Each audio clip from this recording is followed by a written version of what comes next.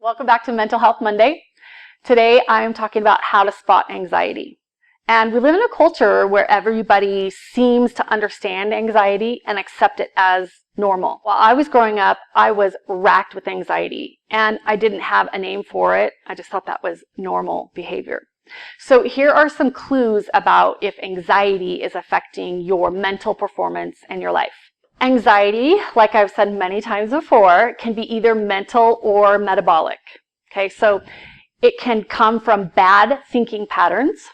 And this is what we learn when we go to therapy, right? Cognitive behavioral therapy teaches you to reassess and to change your thinking patterns about certain things. But anxiety can also be metabolic.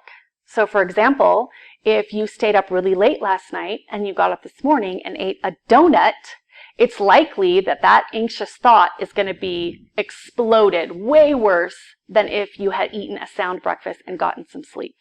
If you are worried or anxious about something that you can't control to the point where it's causing you physical symptoms like elevated heart rate or shallow breathing or pain or tightness in your chest or your stomach, that means your thoughts are causing your anxiety and that is moving into your body.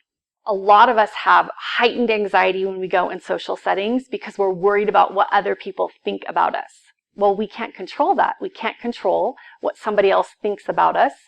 We can't control if the car down the street is screeching on its brakes. So when we're having obsessive or repetitive thoughts about something we can't control, that is anxiety. If you are doing something, one task, like work, we all have to go to work, but all you can think about is something else that you're worried about, and it could be something that you can control or that you can't control, but all you can do is think about that one thing. That's a good indication that you are anxious. So if you can't focus on the task that you're doing right now in this moment, and you're thinking about something else or worried about something else, that's a really good indication that you are anxious.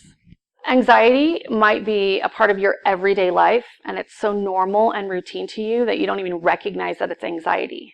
So I lived like that for almost 30 years of my life until I got some relief from my anxiety, and then I realized how heavy it was when I was experiencing short bouts of anxiety. So I'm here because I understand what anxiety is like, and I also understand how good it feels to live without anxiety.